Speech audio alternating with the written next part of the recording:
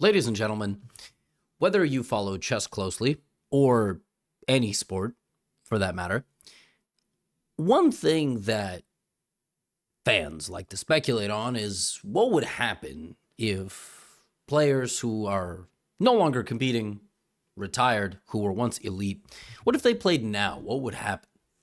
Now, we generally never get that because in most sports, you need a degree of athleticism, you need to be in good physical shape.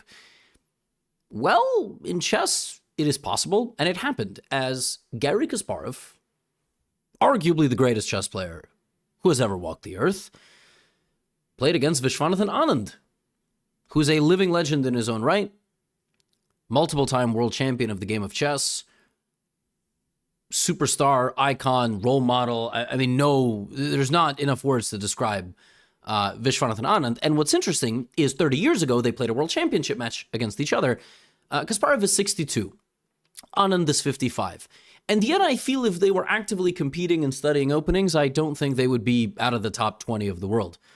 Now, well, they played a match against each other, and it was an interesting format. It was speed games, rapid and blitz, but every day, the value of a game would increase. So if on the last day of a tournament, of the match, you were trailing, you would actually be able to catch up. And it was fascinating stuff. One thing, though, about this format is the pieces are shuffled right at the beginning of the game, and that's because they're playing Fischer Random Chess 960, freestyle, whatever you want to call it. So I'm going to be showing you some of these games, and the result might maybe not be surprising, but maybe the way that it happened was certainly a surprise. So, day number one, every game is worth 1 point. They're playing rapid, they're playing blitz. We're going to open things up here. Anand with the white pieces plays the move e4. Everything is shuffled. The king and the queen are like this. The rook is here. The bishops have to be on the opposite color. You can castle that way. You can castle this way. You just have to free up the squares to make the castling successful. We have a French defense, although obviously there is no such thing as a French defense. Kasparov very quickly took the center of the board. Vichy played pawn to f4 and set up a position with two of his bishops like this. Relatively straightforward and normal position. If you're going to take over here, I'm probably going to try to get my knight out, try to move my queen, and decide if I'm going to castle like this or if I'm going to put my king on that side of the board. With knight f5, Kasparov put his knight into the middle, immediately trying to get one of the bishops. He's attacking the queen and the bishop, and if the bishop takes, obviously, he's going to grab the bishop like this.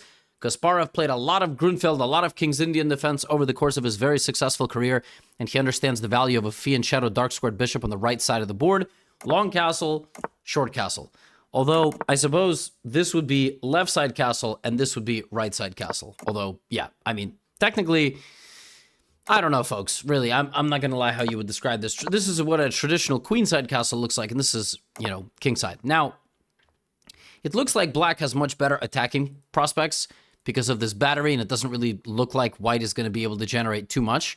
But very natural development was played here by Anand. The queen retreated to b6, and now white has to go for it. Otherwise, black is going to go for it. Vichy plays knight e5, which is going to leave him with a long-term potential liability on the e5 square. But rook d8 was played, and queen e4. And now, this is vintage Kasparov, right? Understanding the dynamics of the position, f5, lashing out, even though he's 62 years old, which, again, doesn't mean nursing home, but it does mean maybe not as much of a killer instinct as before. Queen went back to e2, and now he's like, all right, I want to target this pawn. I'm going to potentially go over here. I'm going to double my rooks on the d file. One of these options, rook d4. Here comes the doubling. There we go. Queen takes. How do you guard this pawn? If you play it very passively, I'll play pawn c6, negating any movement of the knight, and now I can't even bring my queen over here. Also, b5 ideas in the future if I want them. And this is black's game to win. Kasparov, you know, on top of having excellent opening preparation, excellent attacking skills, excellent understanding of dynamic chess, you also have to be a menace in the endgame. And in the long run, black is going to have too many pawns here. They're going to end up marching on this side of the board. You know, one thing you have to avoid at older age, frankly, anybody should avoid this, is time trouble. It doesn't matter if you have a really good advantage. Suddenly you're going to, you know, blunder it. And blunder is a strong word. But basically, he had to avoid allowing Vichy to put the pawn on d4. So he went here and allowed Vichy to get this. Had Kasparov went here and Vishy got knight e2, there would have been bishop takes pawn. So this maneuver of knight e2 followed by d4 while it attacks the rook is very subtle, but Kasparov allows it, and now doesn't have as much of an advantage as he did, but still a very comfortable position. 30 seconds per player. I mean, Kasparov doing his best. 13 seconds on the clock. Not too much time remaining. Vishy shuffling around. Now we have a rook endgame. Look at this. Pawn to f4, sacrificing a pawn. King to f5, 2-on-1, looking to break through. Rook to g7. He's looking for g3. And my man, Gary Chess, the inventor of chess as we know it, at least that's what the internet says, plays this tricky move, rook to g6. If pawn takes h2 would have been played here, there would have been rook f6 mate. So rook f6 is set up, rook g6 only move, and here Vishy had to be very, very careful, and he makes a big mistake. Kasparov, you know, sly with his little idea here. If pawn takes, I sneak through. And the pawns are too far apart for the king to stop both. It's over. g4, d4. The king can come here, but this pawn will go through. The king can come back. You can't stop both pawns. Kasparov's so nifty. One mistake, and he ends up going on to win the first game of the match, as Anand just simply isn't fast enough. Pawn to g5, pawn to d2, pawn to f6 check. Any move is fine. You can even walk all the way back. But in this position, I queen, and I queen with check, and the game is over. And Kasparov struck first. He struck first. First day ended with him having a lead. And there was a couple of games that were very close that ultimately ended in draws that he managed to save. So we go to day 2. So now the points are worth double. Day 1, they're only worth 1 point. Day 2, they are worth 2 points. So you can come back or you can build your lead. Now, e4.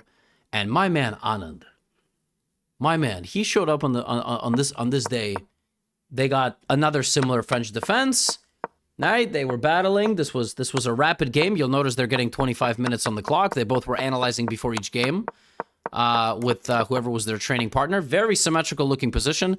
Nice way to kind of offset the dynamic play of Kasparov. Very equal game. A lot of maneuvering, trading off some of the pieces. This game is kind of heading nowhere. Not much is going to happen. And you'll notice Kasparov, he felt that. On the starting position, he has 25 minutes on the clock. By the 15th move, he has 6 minutes left. He's just unable to conjure up anything in the position. And, you know, he's obviously strong enough, shocker, that, you know, he doesn't maybe feel the time trouble as much. At some point, you got to kind of bail out on the position and basically say, I don't think there's too much here. 1 minute remaining for Kasparov. Anand looking for his comeback in the match. Rook takes, queen takes, plays pawn to g5. Still totally symmetrical. I mean, there's really not much here, but Kasparov always instigating. Always. Pawn takes, he's going to try to win the pawn back. Vishy tries to kick out the knight, and Kasparov plays f5, which is a wild idea. The idea is that if he takes me, I can take on g6, but nice move here from Anand. Sacks the bishop first, and suddenly Black is just dominating here. Just absolutely dominating might be a strong word, but this is weak. That's weak. Queen e7, queen c7 coming to f4, or maybe even queen c7 coming to h2, queen c7 going to a5 and c5 and a2. This was just a masterful, patient game, which even 25 years ago is how Kasparov lost the world championship in the first place. Very patient, subdued, and slow method of play in the Berlin from none other than Vladimir Kramnik. So I was really, really impressed with this game from Anand, who picked his shots. And on top of that, on this position, move 32, this move was played, which was the worst move thus far. Big advantage here. Queen c7 is possible, queen e7. In this position, Vishwanathan Anand spent all his 1 minute and 11 seconds and lost the game on time. And that's wild. That is a, I mean, he obviously was engrossed in the position. He sensed that there was something in the position for him to do here, and you are not reading that incorrectly. c4 was the last move played. And the thing about it is that he didn't lose on time by looking at his clock and going, I have 3 seconds. Oh my God, I got to make a move. Trying to make a move and then losing on time. He was staring at the board as he lost the game on time. Totally unaware of the clock, and you really, really feel for anybody, and especially you feel for Anand. I was seeing, some theories. It could have been nerves. I don't know. I mean, obviously, when you have a rivalry that lasts some 15 years at the peak of your careers, maybe there's a carryover. I wouldn't know because I don't know what it's like to be an elite chess player or, frankly, an elite anything. You could argue I'm an elite content creator. I will let you argue that. But on a competitive standpoint, I don't know. But I was so gutted. And, it only got worse, I have to tell you. Because after losing a game on time, when you spent 1:11 of your seconds, not 2 seconds, but 1:11, I can imagine you will tilt.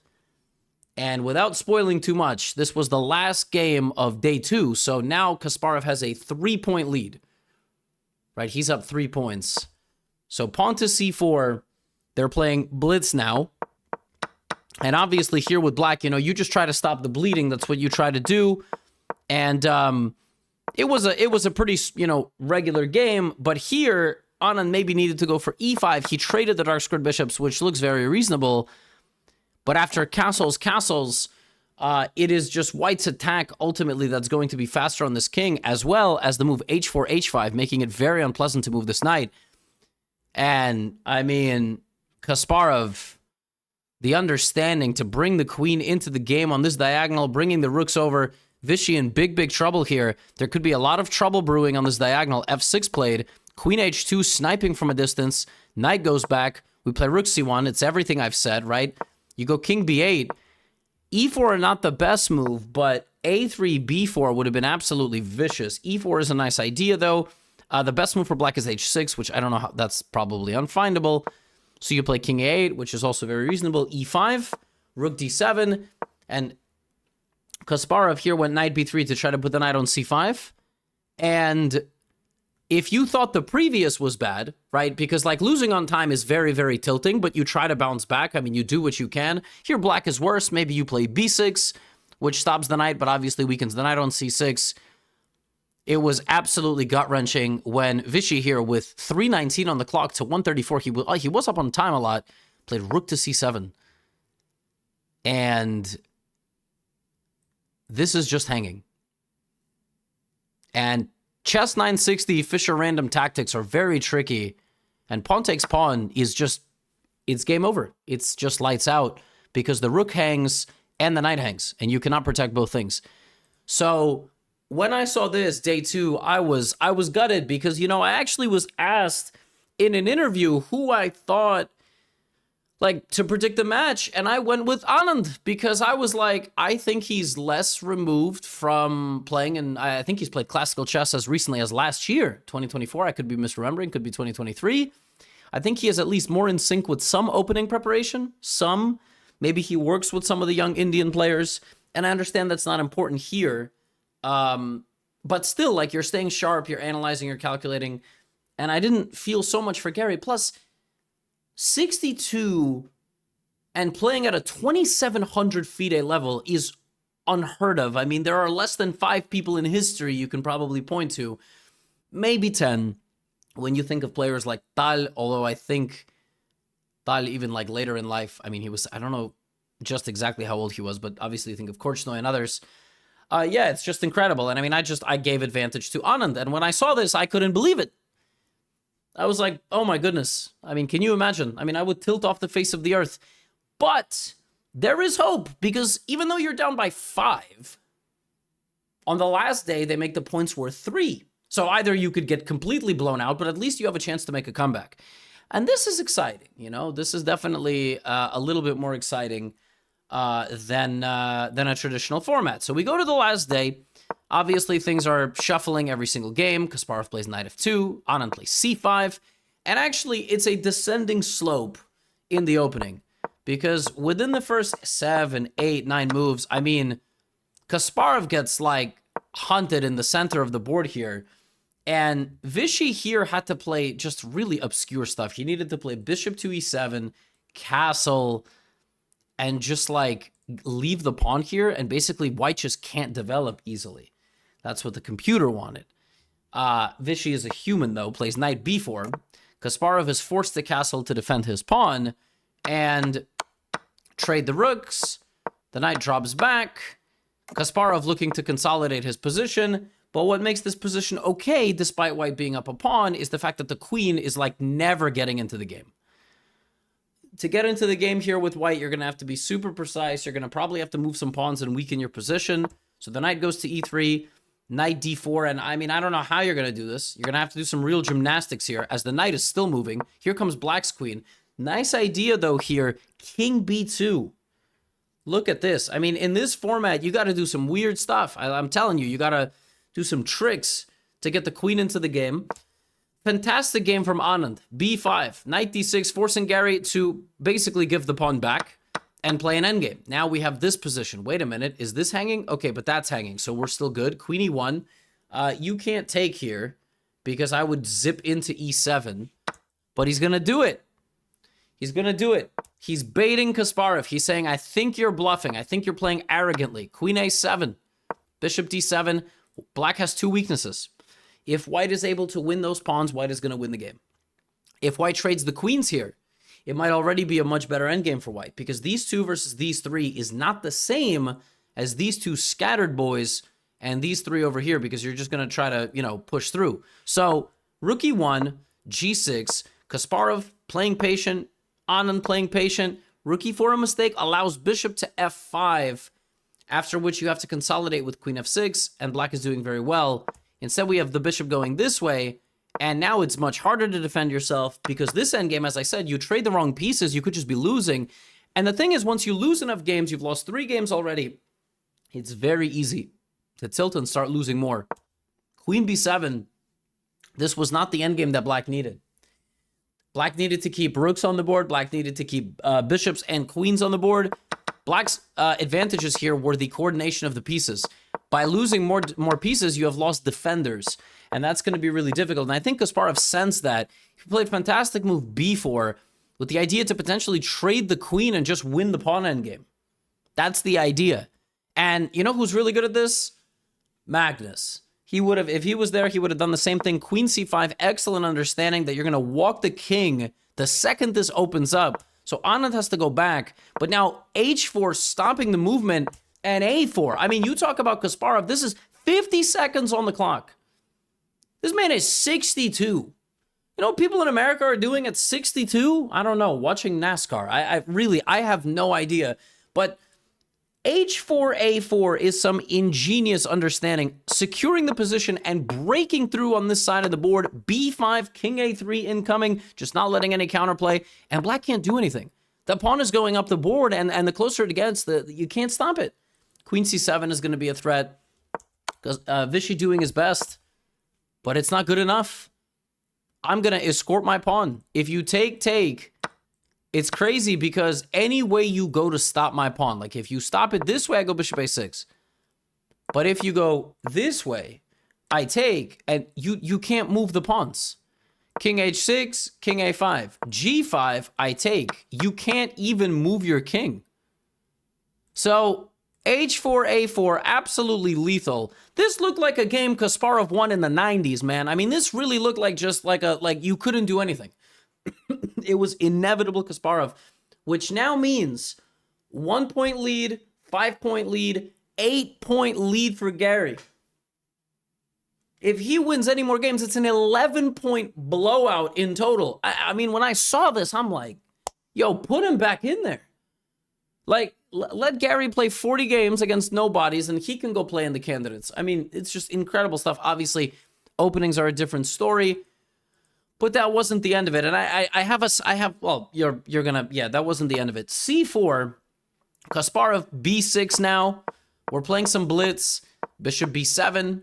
And, you know, Kasparov playing kind of like a Queen's Indian. This is like something you see in a Queen's Indian. Taking on c3, damaging the pawn structure, a familiar structure in the Queen's Indian defense. White has long-term ideas maybe to play like Queen b1 and e4, or maybe bishop d3, or maybe d5. A lot of ideas here.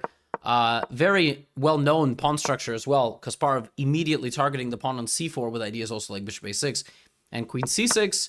Anand here also turning back the clock to his playing style with a move like pawn to d5, blocking out the bishop, pawn takes, and bishop takes.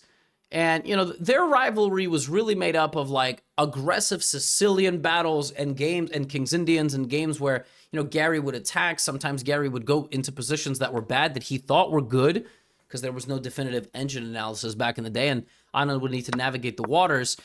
And this is really one of those positions. I mean, this is a very, very complicated game. And again, Kasparov down a lot on time. You're seeing that throughout this match, that he is really taking his time to kind of work through the kinks of the position. And, you know, not blundering mate in one always helps. This position does not look particularly good for white, but it is because white has better long-term attacking prospects, and this bishop is actually worse than this bishop, I would argue. White's bishop is closer to getting activated. F5, knight, and queen f7. It's an annoying position. You know, we have Vishy here, who's just desperately searching for the first win. Rook g4, rook g3 ideas, queen g6. Gary down to 40 seconds on the clock. Vishy, very good time management. And there's the breakthrough. Here with 19 seconds, black had to just kind of like wait. And that's not easy to do, you know. He goes here, he sees f6. He thought there was a mutual trading of the queens. But this is a losing position because you simply promote. And Vishwanathan Anand took 11 games to get his first win out of 12, but he wins. It was a nice game too. It was a very nice game. 94% accuracy to get one back against Kasparov, which takes us to the final event of the final game of the day. Will Kasparov get the game immediately back, win with a convincing 8-point margin? Because on the last day, everything is worth 3 points. So now it's 8 minus 3, right? It's a 5-point lead. Kasparov already won. What's going to happen? And yeah, Gary's working on it. He's going to go to work. E3, developing. It looks like a Larson opening. You will notice it's a mirror image position, right? Knight c3, bishop d7. I guess they were playing paired games. f5, sacrificing a pawn. No, that's not what I meant to say. Giving up the f pawn for the d pawn. Both sides castling on the same side, and now it's time to get our queens into the game. D4, and for the 950th game in a row, it is Kasparov down a minute and a half, 2 minutes in a blitz game to Anand. Excellent time management from Vishy. Now, here there's a lot of stuff going on. The knights are talking to each other. The rooks are about to C in the center of the board as well. Vishy here plays bishop takes g3. A crazy move. Giving up this bishop to take this knight. If the knight takes the knight, you take this knight. Very logical. Kasparov takes the knight, the bishop takes. Now we take the rook here. If the king takes, we zip out with the check and we keep attacking. If this, the rook obviously is going to go that way, potentially. Or maybe you play c6 first. There we go. And now you can play rook g7 or c6. We're going to take the pawn. Now we're going to get the bishop out. Now we're going to get the queen out. And Kasparov, so far so good, is in great shape. In fact, he is winning. He is winning here if he comes up with the incredible bishop. That's a pawn. Bishop c1. This is a winning move because what happens is you take, and I don't take back, I zip my queen out. I zip my queen out to d4, d7 is mate, and if rook d8, you can take, rook g8, king c7, check, here, take, and at the end you win the bishop, you get a rook for a knight, and Kasparov would have struck back in emphatic fashion had he spotted bishop and queen to d4. Instead, he went here, solidifying the position, but suddenly came Anand. 48 seconds to 2 minutes on the clock. The comeback is brewing. A4. Another mistake from Gary. 2 moves in a row. He needed to be faster. He needed to move the bishop in order to activate the queen. Anand jumps in with his knight to the wrong square. E5 apparently was better, trying to prevent these pieces from entering the game. The problem with this move is that after takes, black has not made a significant improvement to the position, and the king goes to a2, and suddenly the queen is arriving. It's going to arrive somewhere. Even if you take here, queen to h1, an amazing resource threatening mate on the opposite side of the board. Mate in 2 moves. Now Anand has to go queen e4. It is absolutely game on. It is queen h7 appearing. Total pandemonium. Bishop to e5. It is still queen e2 and queen b7 protected and c7 protected. Kasparov plays rook e7 and blunders the game in 1 move because after rook e7, queen e7, queen e2 is game over. It is game over.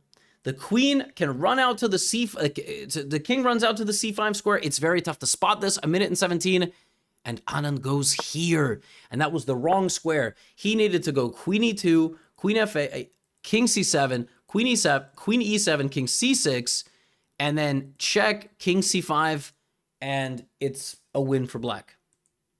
But instead we had this, and for a little while, suddenly it was equal.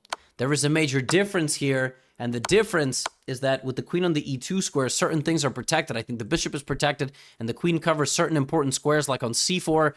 The problem is that that was the wrong check.